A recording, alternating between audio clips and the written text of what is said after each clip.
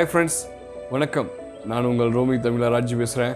எப்படி இருக்கீங்க ஃப்ரெண்ட்ஸ்? இன்றைக்கி நம்ம ஒரு இன்ட்ரெஸ்டிங்கான விஷயத்தை தான் நம்ம பார்க்க போகிறோம். என்னென்னா, நம்மளுடைய ஃப்ரெண்டு ஒரு லாஸ்ட் 2 வருஷமாக ஆர்கானிக் கார்டனிங் என்கிற விஷயத்த சக்ஸஸ்ஃபுல்லாக பண்ணிகிட்ருக்காங்க. 2-3 பசங்களோட சேர்ந்து ஒரு டீமாக. ஸோ அவங்க இப்போ திண்டுக்கல்லில் பக்கத்தில் யார் ஆர்கானிக் கார்டன் வச்சுருக்காங்களோ அவங்ககிட்ட நேரடியாக சென்று அவங்ககிட்ட என்னென்ன பிளான்ஸ் நடணும், எந்த மாதிரி இயற்கை உரங்கள் போடணும், எந்த மாதிரி பராமரிக்கணுங்கிற விஷயத்த பேட்டியாக எடுத்து அந்த வீடியோவை எனக்கு அனுப்பிச்சிருக்காங்க. அந்த வீடியோவை அப்லோட் பண்ணி மக்களுக்கு விழிப்புணர்வு ஏற்படுத்தணும் என்கிற ஒரு காரணத்துக்காக வேண்டி அதை எனக்கு அனுப்பிச்சிருக்காங்க. ஸோ நான் அவங்களுக்கு அப்லோட் பண்ணுறேன். ஸோ அந்த வீடியோவை அப்படி எதையும் எடிட் பண்ணாமல் அவங்க கேட்ட கேள்விகளும் அந்த ஆர்கானிக் கார்டன் வச்சுருக்கவங்களுடைய பதிலையும் அப்படியே எடிட் பண்ணாமல் போட்டிருக்கேன். ஸோ இதன் மூலமாக நீங்கள் யார் ஆர்கானிக் கார்டன் வைக்கணும்னு நினைக்கிறீங்களோ கீழே உள்ள நம்பருக்கு அப்ரோச் பண்ணி கம்ப்ளீட் டீட்டெயில்ஸும் தெரிஞ்சுக்கலாம். ப்ளஸ் அவங்களே பிளான்ஸ் நடுறதுலேருந்து கம்ப்ளீட்டாக பராமரிக்கிற வரைக்கும் எல்லாத்தையும் பண்ணி கொடுக்குறாங்க. ஸோ நீங்கள் தாராளமாக அவங்கள கீழே உள்ள நம்பர் கான்டாக்ட் பண்ணி எல்லா டீட்டெயில்ஸும் தெரிஞ்சுக்கோங்க. ஸோ வாங்க நம்ம இப்போ வீடியோக்குள்ளே போகலாம். வீடியோ முன்ன கூட இருந்தாலும் அட்ஜஸ்ட் பண்ணிக்கோங்க. பட் அந்த கேள்விகளும் பதில்களும் ரொம்ப இன்ஃபர்மேட்டிவாக இருக்கும். ஸோ வாங்க உள்ளே போகலாம்.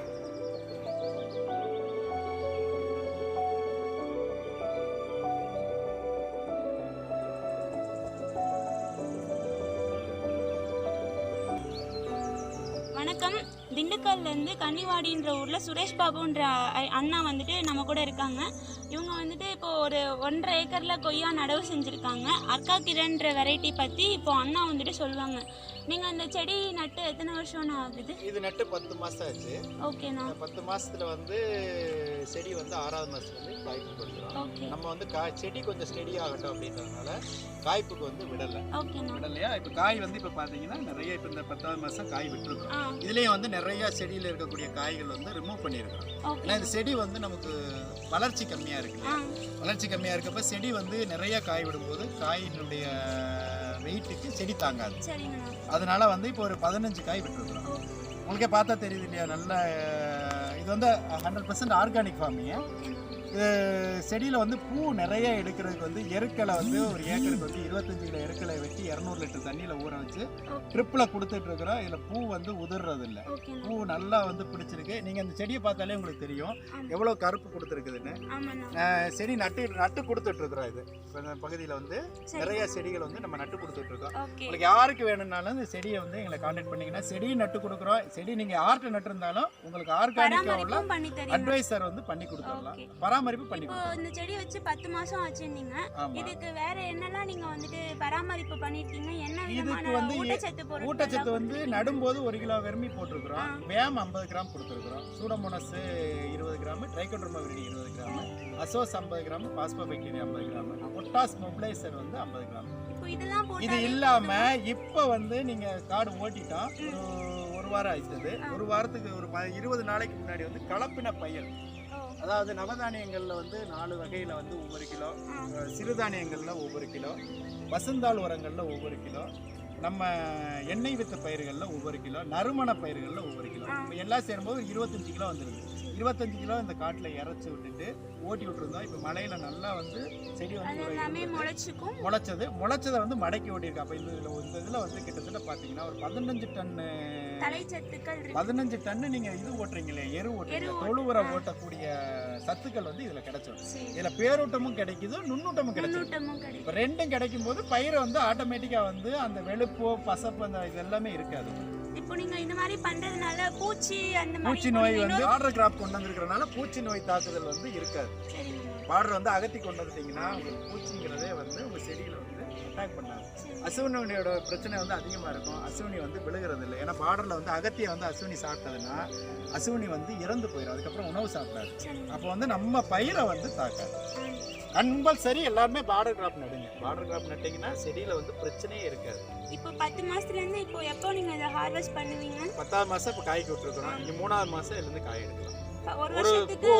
ஒரு செடியில் வந்து பூ பூத்ததுன்னா 3 மாதம் காய் காய்க்கிறது. 3வது மாதம் வந்து நம்ம அந்த ஈல்டை எடுக்கலாம். இப்போ இதுக்கு நீங்கள் அந்த ஊட்டச்சத்து பொருட்கள் கொடுக்குறப்போ வந்து பூ பூக்கிறதுக்கு எவ்வளோ நாளைக்கு முன்னாடி நீங்கள் அது கொடுத்தா நல்லா இருக்கும்? ஒன்றும் இல்லை, ப்ரோனிங் பண்ணிட்டோம்னா ப்ரோனிங் பண்ணினதுலேருந்து 1 மாசத்துக்குள்ள பூ எடுத்துரும். இதுல வந்து 1 2 3 மூணாவது இலையில காய் வந்திருக்கு. மூணாவது இலையில சப்போஸ் பூ வரல அப்படின்னா அதனுடைய மேல் குருத்தை வந்து ப்ரோனிங் பண்ணி விட்டு இந்த மாதிரி கிள்ளி விட்டுட்டோம்னாலே போதும். நீங்க நிறைய ப்ரோனிங்.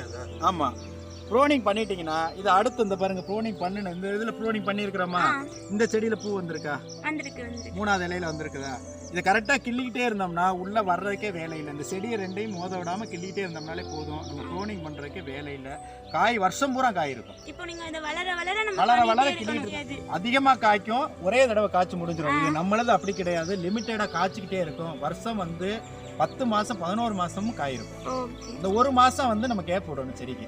கம்பல்சரி வந்து எதுவுமே செய்யாம கேப். ஏன்னு கேட்டீங்கன்னா செடியினுடைய அதுவும் நம்மள மாதிரி தானே, அதுக்கு கொஞ்சம் ரெஸ்ட் ரிலாக்ஸிங் மாதிரி ஒரு மாசம் வந்து நம்ம காய் இல்லாம 11 மாசம் கம்பல்சரி காய் இருக்கும். காய் இல்லாத மாசமே கிடையாது. இந்த மாதிரி காய் இல்லாம இருக்குல்ல, இந்த பாருங்க, இந்த 5 இலையில காய் வரலன்னா இப்படி பார்க்கணும். 1 2 3 4 இதுக்குள்ள காய் வரணும்னா நல்ல இதை ப்ரோனிங் வந்து அட்வான்ஸா பண்ணியிருக்கணும். உள்ள அந்த தக்கப்பூடு இருந்ததுனால பண்ணலைன்னா இந்த மாதிரி வந்து இந்த பாருங்க இதை பண்ணிட்டோம்னா ஆட்டோமேட்டிக் இந்த பண்ணது பூராமே காய் வந்துருக்கும். இதுல பண்ணிருக்கோமா, இதுல காய் வந்திருக்கு பாருங்க.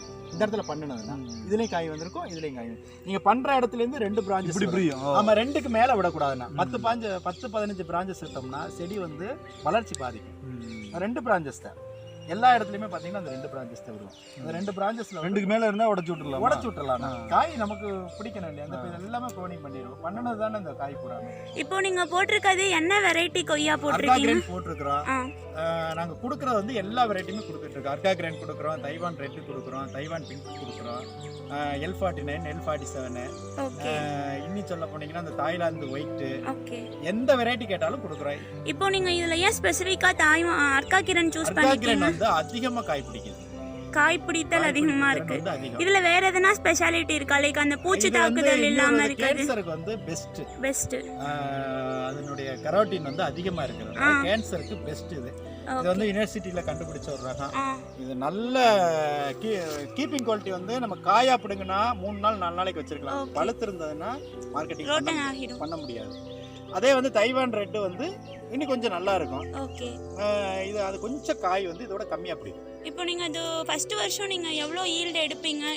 நீங்க இன்வெஸ்ட் பண்ணதுக்கு கட்டாயமா 10 கிலோ எடுக்கலாம். கட்டாயம் 10 கிலோ ஒரு வருஷத்துக்கு. இதுல வந்து 1000 செடி இருக்கு ஒரு கண்ணுல. ஒரு வருஷத்துக்கு அப்ப நீங்க ஒரு கண்ணுக்கு 10 கிலோ எடுத்தா போதும். ஓகே. இதுல நீங்க 10 கிலோ எடுத்தோம்னா ஒரு செடி ஒரு கிலோ வந்து நமக்கு ரொம்ப சீப் அண்ட் பெஸ்டா 20 ரூபாய்க்கு எடுத்தாங்கன்னா கூட 200 ரூபாய்க்கு ஒரு செடிக்கு 200 ரூபாய்க்கு 1000 செடிக்கு டிவைட் பண்ணிக்கணும். ஓகே, மல்டிப்ளை பண்ணிக்கணும். ஓகே. இப்போ இதுல வேற எதனா இது வரைக்கும் இப்ப நீங்க வச்சதுல உங்களுக்கு எதனா நோய் தாக்குதல் அந்த மாதிரி அறிகுறி? நோய் லெமட்டோட வந்து கட்டாயமா இருக்கும். லெமட்டோடுக்கு அட்வான்ஸா மந்த்லி ஒன்ஸ் இருக்குதோ இல்லையோ சூடோமோனாஸ், ட்ரைகோடர்மா விரிடி, பேசிலஸ் இது போடுறது மூலமா பூச்சி தாக்குதலை கட்டுப்படுத்தலாம். லெமட்டோடு வராது. ஓகே. வேற இந்த கொய்யானாலே அஸ்வினி பூச்சி நிறைய வரும். ஆமா, அது பார்டர் கிராப் கொண்டறப்ப அஸ்வினி பூச்சி வராது. வேற எதுவும் இந்த பழையி அதெல்லாம் இதுல வந்து இன்னொரு பெரிய பிரச்சனை கத்தாழை பூச்சி விழுகும்.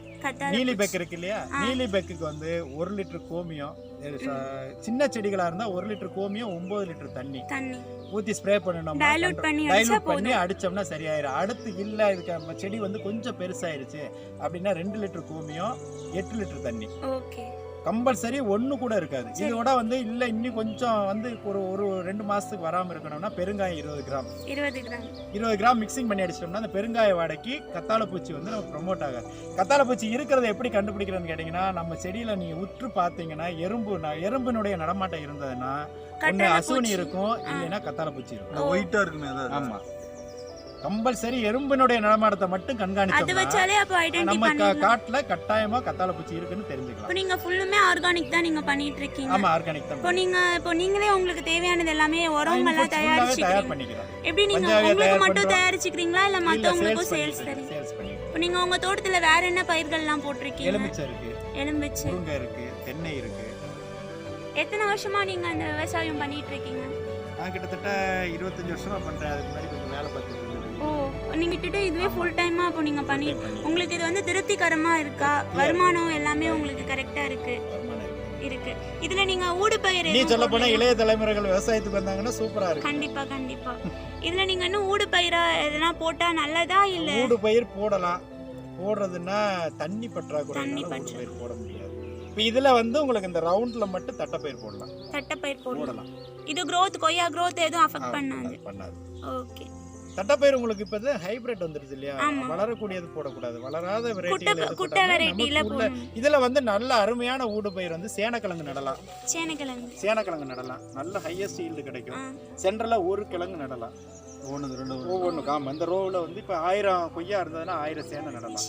அது வந்து தண்ணி ஃபெசிலிட்டிஸ் வந்து கம்மியாக வேணும். இப்போ இதில் பாயக்கூடிய தண்ணி அதுக்கு பாய்ஞ்சதுன்னா சேனை வராது. கம்மியான ஈரப்பதம், அதாவது கொய்யாக்கு பச்சை ஈரப்பதம் இருந்தாலே போதும். தண்ணி கொடுக்கறோம்னா சேனைக்கு வந்து கொய்யா கொடுக்கறப்ப ஒரு நாள் விட்டு சேனை கொடுக்கணும். ஒரு தண்ணி விட்டு ஒரு தண்ணி சேனைக்கு கொடுத்தா போதும். இப்போ நீங்க இது 1 ஏக்கருக்கு எவ்வளவு செடி நட்டிருக்கீங்க? எவ்வளவு இடைவேளையில நட்டிருக்கீங்க? 200 செடி வரும்.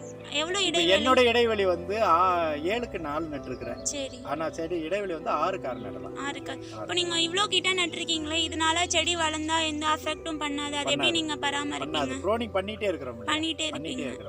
10 மாசத்துல எந்த செடியுமே ஒட்டல இல்ல.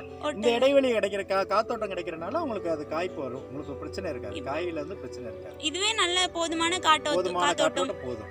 ஓகே. இப்போ தண்ணி வந்து உங்களுக்கு ஒரு செடிக்கு நார்மலா எவ்வளவு விட்டா போதும்?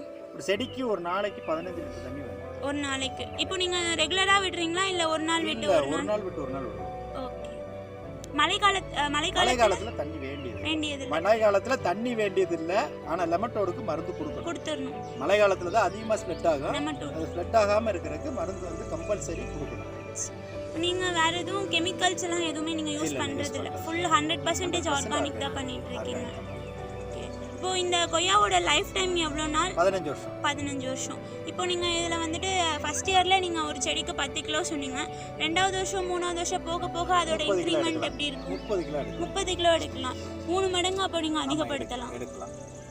அதிகப்படுத்தினா தானே அப்புறம் வருமானம். கண்டிப்பா. நம்ம இதுல இன்னொரு விஷயம் வந்து என்ன இதுக்கு கொடுக்குறோமோ அந்த அளவுக்கு வந்து ஈல்டு எடுக்கலாம். நம்ம கொடுக்கல, செடியை மட்டும் நட்டுருக்கிறேன் எனக்கு வரலைன்னு சொன்னா வராது. செடிக்கு எவ்வளவு கொடுக்குறோமோ அந்த அளவுக்கு ஈல்டு எடுக்கலாம். நம்ம கொடுக்கக்கூடியதுல தான் இருக்கு ஈல்டு. தொடரா நீங்க ஏதாவது ஒரு தண்ணி விடும்போது அடுத்த தண்ணிக்கு ஏதாவது ஒன்று கொடுக்கணும். ஆர்கானிக் பண்ணுறோம் அப்படின்னாலுமே ஏதாவது ஜீவாமிர்தம் கொடுக்கலாம், பஞ்சாவியா கொடுக்கலாம், வேஸ்ட் டிகம்போசர் கொடுக்கலாம், எருக்கலை கொடுக்கலாம் ஊரல். இல்லைன்னா உங்களுக்கு இந்த மல்டி பர்பஸ் இலைகள் இருக்கு இல்லையா, எல்லா இலைகளை கலெக்ட் பண்ணி ஊற வச்சு கொடுக்கலாம். ஏதாவது ஒன்று வந்து அதை கொடுத்துக்கிட்டே இருக்கணும். இப்போ நீங்கள் வந்துட்டு பறவைகள் எல்லாமே பழம் ரோட்டனாக ஆரம்பிச்சதுக்கப்புறம் வரும், அதுக்கு நீங்கள் என்ன மாதிரியான மெஷர்ஸ்? அது ஒரு 15% போகத்தான் செய்யும். கண்டிப்பாக இருக்கதான் செய்யும். ஏன்னா அதை நம்ம விரட்ட முடியாது. ஓகே. கிளி ஒன்று தான் பிரச்சனை, வேற அணில் கூட ஜாஸ்தி வந்து வர்றது பழுக்க விட்டு தான் சாப்பிடும். காய் வந்து கிளி தான் கொடுக்கும். கிளி வந்து ஏதாவது ஒரு சவுண்ட் ஏற்பாடு பண்ணிட்டோம்னா போயிடும். உங்களுக்கு இதுக்கு மார்க்கெட்டிங் எப்படி இருக்கு? மார்க்கெட்டிங் வந்து இங்கேயே வந்து வாங்கிக்கிறாங்க. இங்கே தோட்டத்துல எவ்வளோன்ற இதுல எடுக்கிறாங்க? நார்மலா இப்போ வந்து 40 ரூபாய்க்கு எடுத்துட்டு இருக்காங்க. சீசன்னால 40 ரூபாய்க்கு. ஆமா, சீசன் இல்லைன்னா 50 ரூபா 60 ரூபா வரைக்கும்.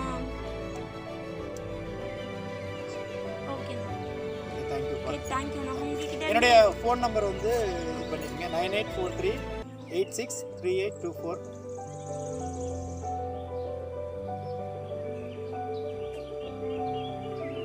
ஃப்ரெண்ட்ஸ், ஸோ ஓரளவுக்கு உங்களுக்கு ஆர்கானிக் கார்டனிங் அது எப்படி, என்னென்ன பிளான்ஸ் வைக்கணும், என்ன மாதிரி பராமரிக்கணும் என்கிற விஷயத்தை டீட்டெயிலாக கேள்வி மூலமாக பதில் மூலமாக நீங்கள் தெரிஞ்சிருப்பீங்கன்னு நினைக்கிறேன். So thank you so much. தொடர்ந்து நம்ம ரோமிங் தமிழாவுக்கு சப்போர்ட் பண்ணுறதுக்கு மிக்க நன்றி.